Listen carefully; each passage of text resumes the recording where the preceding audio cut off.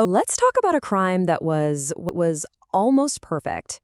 We're talking about a heist so brilliantly planned, so incredibly bold, it's become legendary. But all came crashing down because of one throwaway comment, all things a children's board game. Picture this. It's the middle of the night, deep in the English countryside. A Royal Mail train is barreling down the tracks, just a routine run from Glasgow to London. But the driver, a guy named Jack Mills, sees something weird up ahead. A red signal, in a spot where it should never be red. He brings the train to a screeching halt. Suddenly, everything is quiet. A little too quiet. Now, this wasn't just any old train full of letters. On board, tucked away in a special coach, was an absolute fortune. Looking out there in the dark was a whole gang of criminals who knew exactly what was inside. And more importantly, they knew exactly how they were going to get it. Look, this wasn't some spur-of-the-moment thing.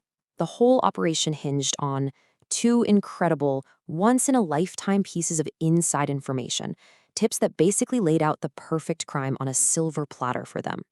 The gang's bullseye was this one specific carriage, the High-Value Packages Coach, or HVP. You gotta think of it as a rolling bank vault. Their source hadn't just told them it was there, they'd practically given them the keys to the castle. Here's where it gets really juicy. These two tips from their insider created the perfect storm. First off, the normal high-security coach, it was out for repairs, so they were using this old backup unit that had no alarm system whatsoever. And second, because of a recent holiday, that unguarded coach was stuffed with nearly 10 times the normal amount of cash. You couldn't write a better opportunity. With this golden ticket of a plan, a crew of 15 specialists, led by the charismatic mastermind Bruce Reynolds, got ready to pull off their masterpiece. The whole thing went down with stunning precision. At 3 a.m., they rigged the signal light using just a glove and a 6-volt battery. When the co-driver gets out to use the trackside phone, which they'd already cut, the gang just swarms the engine, unhooks the target coach, and takes over. Then they hit their first major roadblock. The retired train driver they'd brought along for the job took one look at the controls of this newfangled engine and was totally stumped. He couldn't get it to move an inch. The whole plan was grinding to a halt right there on the tracks. So they do. In a moment of just brutal, twisted irony, they have to go back to the very guy they'd just clubbed over the head with an iron bar, Jack Mills. Bleeding and dazed, he's forced to get back in the driver's seat and move his own hijacked train down the line to their getaway spot, a place called Bridego Bridge. Once they got to the bridge, the sheer size of the haul was just mind-boggling.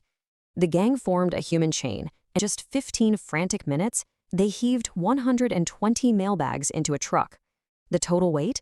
A staggering 2.5 tons. They were in such a rush, they actually left 8 bags behind. So, the escape was clean. The plan had worked to perfection. As they were getting away, one of the robbers made a single, devastating mistake. A mistake that would bring the whole thing crashing down. As they left the postal staff tied up and terrified, one of the gang members turned around and gave them this one last warning. He probably thought he was being smart, buying them more time to escape. But what he'd actually just done was hand the police their first huge break in the case. He basically gave the police a map. Investigators heard that and thought, okay, need 30 minutes. Their hideout has to be within a 30-minute drive. Just like that, the search area shrank from an entire country down to a totally manageable 50-kilometer radius. Meanwhile, back at their farmhouse hideout, the gang is huddled around the radio. They hear the news about the search radius, and panic sets in.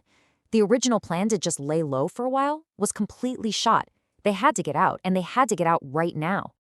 Here comes another massive blunder. They paid an associate a hefty sum to burn the farmhouse to the ground after they left, destroy all the evidence. I just pocketed the money and ran, leaving the hideout completely untouched for the police to discover. Sure enough, a few days later, a neighbor calls in a tip about the strange goings-on at the farm. When the police raid the place, it's an absolute goldmine of evidence. The most damning clue, the one that would truly seal their fate, came from a simple family board game. You can't make this stuff up. In a moment of pure hubris, while they were celebrating their score, they'd sat around playing Monopoly. Not with the little paper money from the box, oh. They were playing with stacks of the real stolen cash.